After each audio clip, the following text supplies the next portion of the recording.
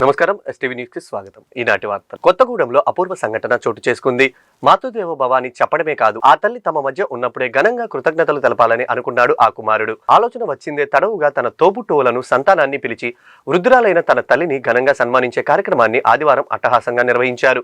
బంధువులు, స్నేహితుల్ని, ఆత్మీయుల్ని పిలిచి మాతృమూర్తికి వందనం పేరుతో సంగీత విభార ఏర్పాటు చేసి విందు భోజనాలు పెట్టారు.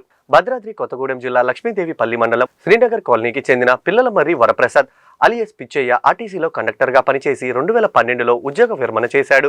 ఇప్పుడు ఆయన వయసు 72 సంవత్సరాలు. తల్లి కోటేశ్వరమ్మ వరప్రసాద్తో పాటు మరొక 2 కుమారులు, 2 కుమార్తెలు సంతానం. తండ్రి లక్ష్మీనారాయణ గతంలోనే చనిపోగా తల్లి కోటేశ్వరమ్మ ప్రస్తుతం 93 ఏళ్ల తన పనులు తానే చేసుకుంటూ ఆమె ఆరోగ్యంగా ఉన్నారు. తల్లికి సంతోషాన్ని కలిగించేందుకు ఆదివారం తన ఇంటి వద్దనే కోటేశ్వరమ్మ వారసులందరి సమక్షంలో ఆమె వరప్రసాద్ పాదపూజ చేశాడు. ఈ కార్యక్రమానికి హాజరైన జిల్లాలోని పలువురు ప్రముఖులు, వివిధ సంస్థ గురువులు వరప్రసాద్ ను అభినందించారు.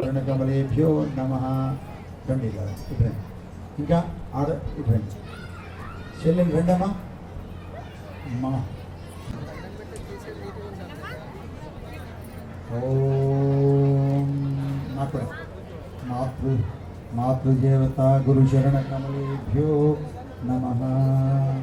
మాతృదేవతా గురు శరణ కమలేభ్యో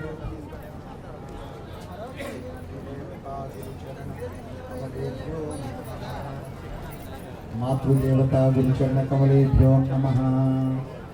మాతృదేవతా గురు శరణ కమలేభ్యో నమః. ధర్మాన్ని ఉద్ధరించడానికి,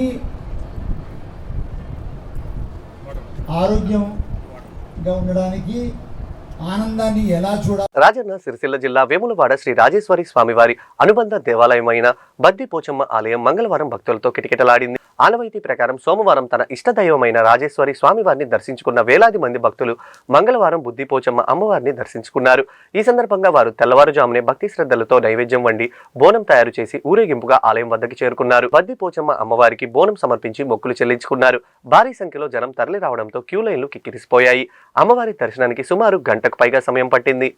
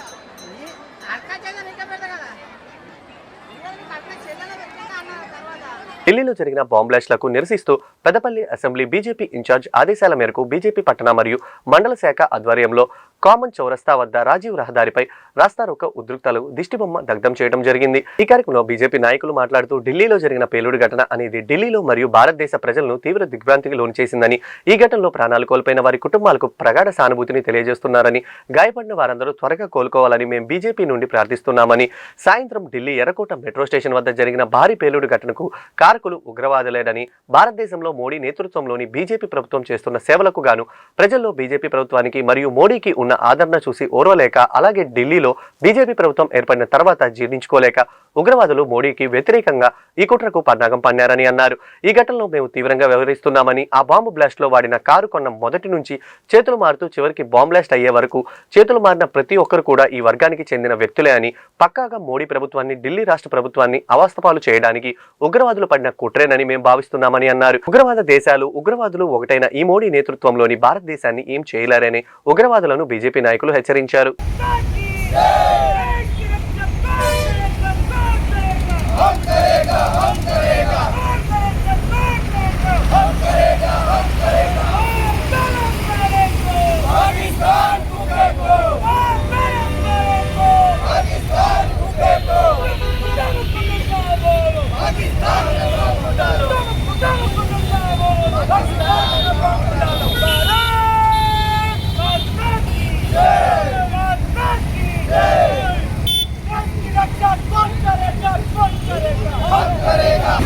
పాకిస్తాన్ మొత్తానికి లేకుండా చేస్తున్నారు భయపడి ఇక్కడ ఉన్న భారతదేశంలో ఉన్న ముస్లింలతోటి పాకిస్తాన్ బాంబు పేలుళ్ళు ప్రజలను హిందువులను భయభ్రాంతం చేయడానికి గురి చేస్తున్నారు.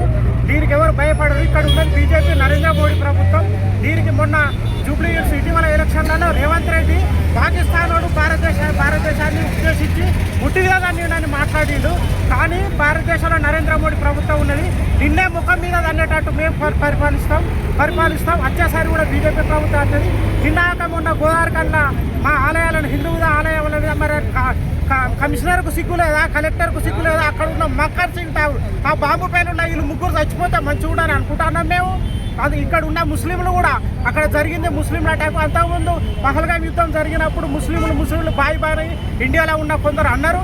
కానీ ఈ ముస్లింలు మరి ఈ దాడికి సహకరిస్తారా లేకపోతే విభేదిస్తారా? మరి వాళ్ళు ఇంతకుముందు ఎందుకు ముందుకు వస్తలేరు, ఎందుకు ఎత్తలేరు? ఒక భారతీయ జనతా పార్టీ మాత్రమే ఈ నిరసన కార్యక్రమం, ఈ ఉగ్రవాదుల దిష్టిబొమ్మ దహనం ఎందుకు చేస్తారు? మరి కాంగ్రెస్ పార్టీ భారతదేశంలో లేదా? కాంగ్రెస్ పార్టీ ముస్లింలు మరి ఒకటే చేస్తారా? ఇది నరేంద్ర మోడీ దిక్కడానికి ఇది జరుగుతున్న కుట్ర కింద చూడవలసిన వస్తుంది.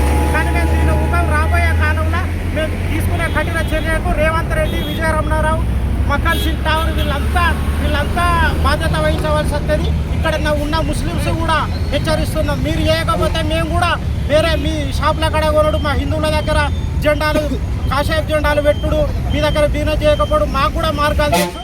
మీ పాకిస్తాన్ డైరెక్ట్ సాతగాక ఇక్కడ ఉన్న వాళ్ళతో చేపిస్తారు. అలా డాక్టర్ ఆటేవాడు, డాక్టర్ చదువుకున్నాడు. ఇక్కడ కూడా ఒక డాక్టర్ మీద ఒక ముస్లిం వ్యక్తి అటాక్ చేసాడు, కత్తితో అటాక్ చేస్తే ఇదే మస్రత్ వాళ్ళు వెంబడి పడి పోలీసు వాళ్ళతో కలుపుకొని వాళ్ళకి సెటిల్మెంట్ చేసి 10 లక్షల రూపాయలు ఇప్పించారు. మరి అప్పుడు ఈ ముస్లింలు భారతదేశాలు ఉంటారు. మరి వీళ్ళది భారతదేశంలో ముస్లింలు కాదా? పాకిస్తాన్ వాళ్ళు ఈ ముస్లింలు ఒకటేనా? వీళ్ళు చెప్పవలసిన ఉన్నది. వీళ్ళు కూడా రోడ్ల మీదకి వచ్చి వాళ్ళ ఉద్దేశం ఏదో చెప్పవలసిన ఉన్నది. ఇది నరేంద్ర మోడీ ప్రభుత్వం అంటే మీరు ఇవ్వలేం చేయలేరు.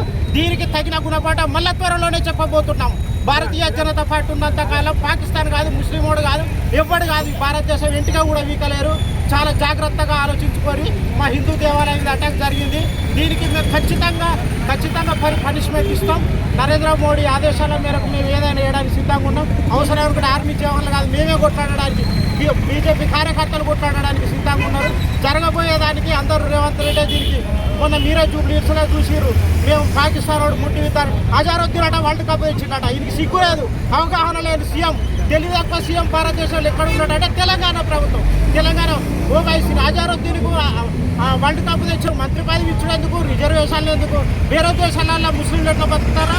మన దేశంలో కూడా ముస్లింలు ఎట్లా బతుకుతారు? వేరే దేశాలలో హిందువులకు రిజర్వేషన్లు ఇస్తారా? ఇవన్నీ కాదు. ఉగ్రవాదుల కుట్రకు సమాధానం చెప్పే రోజు వస్తుంది. మీరు చూసుకుంటుండ్రి, అన్నీ జరుగుతున్నాయి. ఒక వారం రోజులు లేకపోతే మళ్ళీ వీళ్ళు ఎవరు చెప్పించారని మొత్తం చెప్తాం. వాళ్ళ అటాకులు జరుగుతాయి.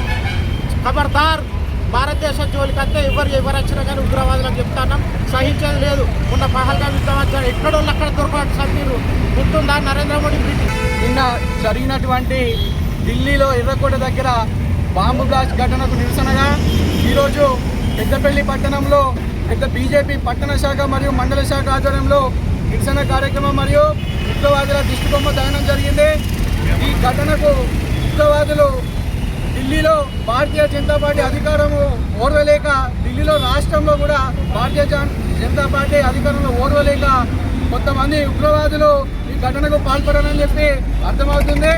అలాగే ఈ ఉగ్రవాదులు పాకిస్తాన్ మరియు భారతదేశం మోడీకున్న ఆదరణ, ఈ మోడీ చేసిన సేవ కూడా ఎవరికి ఓర్వలేక ఈ ఘటన జరిగిందని మేము భావిస్తున్నాం. ఈ ఘటన మేము భారతీయ జనతా పార్టీ పట్టణ మరియు మండల శాఖ ఆధ్వర్యంలో మేము దీన్ని వ్యతిరేకిస్తున్నాం. ఇలాంటి ఘటనకు ఉగ్రవాదుల్ని శిక్షించడానికి భారతీయ జనతా పార్టీ సిద్ధంగా ఉందని చెప్పి రైతులు ప్రభుత్వ మద్దతు ధరకు పత్తి అమ్ముకునేలా చర్యలు తీసుకుంటామని, ఎలాంటి ఇబ్బందులు లేకుండా సీసీఐ ఆధ్వర్యంలో పత్తి కొనుగోలు అధికారి యంత్రాంగం ద్వారా అన్ని ఏర్పాట్లు చేస్తున్నట్లు ఖమ్మం కలెక్టర్ అనుదీప్ దురిశెట్టి అన్నారు. ఖమ్మం రూరల్ మండలంలో జిల్లా కలెక్టర్ పర్యటించి పలు సీసీఐ పత్తి కొనుగోలు కేంద్రాల్లో తనిఖీ చేశారు. జీఆర్ఆర్ జిన్నింగ్ మిల్స్ పొన్నికల్లులోని సీసీఐ కేంద్రాన్ని సందర్శించి పత్తి కొనుగోలు ప్రక్రియ tab entry, gate entry pass, పంట నమోదులను పరిశీలించారు. రైతులు తీసుకువచ్చిన పత్తి పంటను తమ యంత్రాంగం పరిశీలిస్తున్న తేమ శాతంను గమనించారు. రైతులతో మాట్లాడుతూ వారి సమస్యలను కలెక్టర్ అడిగి తెలుసుకున్నారు. చలి, మంచు దృష్ట్యా తేమలో శాతం కొంతమేరకు వెసులుబాటు ఇవ్వాలని, అకాల వర్షాల వల్ల కొంత పత్తి పంట దెబ్బతిన్నందుకు గిట్టుబాటు ధర కల్పించాలని, సెంటర్లో కొనుగోలు చేసే సమయం పెంచాలని, తెచ్చుకున్న పంటకు అదే రోజు కొనుగోలు చేసేలా రైతులు కలెక్టర్ విన్నవించుకున్నారు. తక్షణమే స్పందించిన కలెక్టర్ అధికారులను కొనుగోలులో రైతులకు అన్యాయం జరగకుండా అధికారులు బాధ్యతగా వ్యవహరించాలని, ఇబ్బందులు కలగకుండా చర్యలు తీసుకోవాలని ఆదేశించారు. లక్ష్మీదేవిపల్లి మండలం ఇల్లందు గెస్ట్ హౌస్ వద్ద గల రోడ్డుపైకి ఒక్కసారిగా 4 అడవి పందులు దూసుకురావడంతో అటుగా వెళ్తున్న ఆటోని ఢీకొన్నాయి. దీంతో ఆటోలోని 3 వ్యక్తులకు గాయాలయ్యాయి. వీటిలో ఒక అడవి పందికి సైతం గాయాలు కావడంతో ఫారెస్ట్ సిబ్బంది అడవి పందికు స్థానిక వెటర్నరీ హాస్పిటల్లో ప్రథమ చికిత్స చేయించి సెంట్రల్ పార్క్ నందు వదిలేశారు. గతంలో కూడా అదే ప్రాంతం నుండి అడవి దున్నలు కూడా ఒక్కసారిగా రోడ్లపైకి రావడంతో ప్రజలు భయాందోళనకు గురయ్యారు.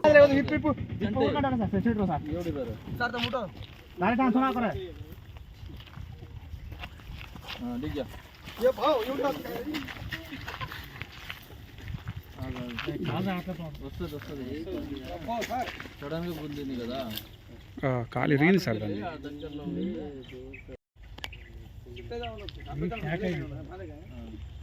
కాలు ఇరిగింది.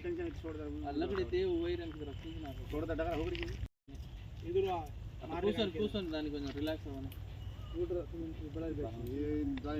కాలు దగ్గర కొంచెం తగిలింది లేదు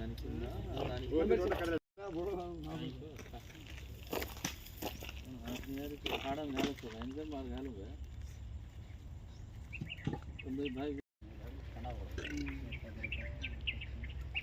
సెట్ అవుతుంది.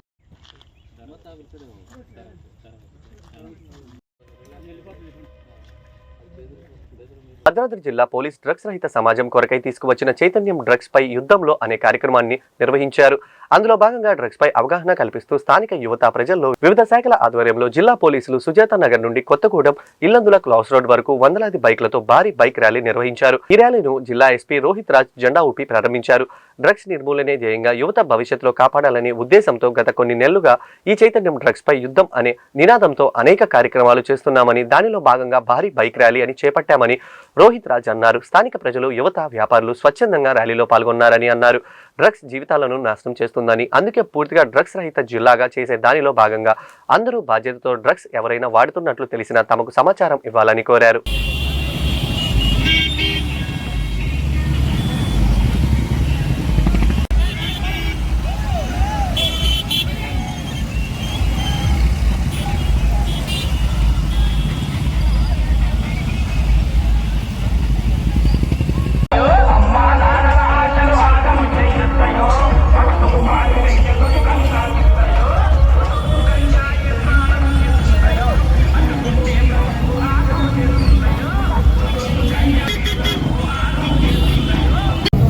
నమస్కారం. ఈరోజు భద్రాద్రి కొత్తగూడెం జిల్లా పోలీస్ సుజాత నగర్ పోలీస్ ఆధ్వర్యంలో బైక్ ర్యాలీ నిర్వహించడం జరుగుతుంది. మీకు అందరికీ తెలుసు, గత నెల అక్టోబర్ 15 నుంచి కూడా జిల్లాలో డ్రగ్స్ పై యుద్ధం చైతన్యం అనే కార్యక్రమంతో వివిధ అవేర్నెస్ కార్యక్రమాలు నిర్వహించడం జరిగింది. దాంట్లో భాగంగానే ఈరోజు ఇక్కడ బైక్ ర్యాలీ నిర్వహిస్తున్నాము. దీని ముఖ్య ఉద్దేశం ఏంటంటే, ఏదైతే డ్రగ్స్ వల్ల వచ్చే నెగిటివ్ కాన్సిక్వెన్సెస్ ఉన్నాయో ప్రజల్లోకి విస్తృతంగా తీసుకెళ్ళి ప్రజలని, అదేవిధంగా విద్యార్థులని, ఇతర డిపార్ట్మెంట్స్ అందరినీ కూడా దీంట్లో భాగస్వామ్యం చేస్తూ డ్రగ్స్ పైన ఒక అవగాహన కల్పించడమే భద్రాద్రి కొత్తగూడెం జిల్లా పోలీస్ స్టార్ట్ చేసిన చైతన్యం యొక్క మెయిన్ ఉద్దేశం. ఇంతేకాకుండా ఇది నవంబర్ 14th రోజు కూడా ఇది ఎండ్ అవబోతుంది. దానికి కూడా పిల్లలు, అదేవిధంగా విద్యార్థులు, కాలేజ్ గోయింగ్ స్టూడెంట్స్ అండ్ వివిధ డిపార్ట్మెంట్స్ అందరూ కూడా మమేకమై మెగా ర్యాలీ ఏదైతే కొత్తగూడెం జిల్లా హెడ్ క్వార్టర్స్లో నిర్వహిస్తున్నామో దానందరికీ కూడా పెద్ద సంఖ్యలో రావాలని కోరుకుంటున్నాం. అంతేకాకుండా జిల్లా పోలీస్ తరఫు నుంచి కూడా ప్రజలకి, ప్రెస్ వాళ్ళకి, మీడియా మిత్రులందరికీ కూడా విజ్ఞప్తి ఏంటంటే, ఇటువంటి మీకు గంజాయి సేవించే ప్రదేశాలు కానివ్వండి, వ్యక్తులు కాని గురించి మీకు ఎటువంటి సమాచారం ఉన్నా కూడా మాకు తెలియజేస్తే మేము కౌన్సిలింగ్ చేయడం, లేకపోతే కేసెస్ పెట్టి కంట్రోల్ చేయడం లాంటివి చేస్తున్నాము. ఇటువంటివి ఇప్పటివరకు కూడా గంజాయి సీజర్లో మన భద్రాద్రి కొత్తగూడెం జిల్లా ముందుంది. ఓన్లీ సీజరే కాకుండా ప్రజలలో కూడా ఒక అవేర్నెస్ తీసుకురావడానికి ఈ కార్యక్రమాన్ని చేపట్టడం జరిగింది. ఇప్పటివరకు కూడా ఇది సక్సెస్ఫుల్గా రన్ అవుతుంది. ఇంకో 3 daysలో కూడా ఇది ఎండ్ అవబోతుంది. దానికి సహకరించిన డిపార్ట్మెంట్స్, అదేవిధంగా ప్రజలకి ప్రత్యేకంగా మీడియా. ఈ వార్తలు ఇంతటితో సమాప్తం. తిరిగి మరో బులెటిన్లో మళ్ళీ కలుద్దాం. నమస్కారం.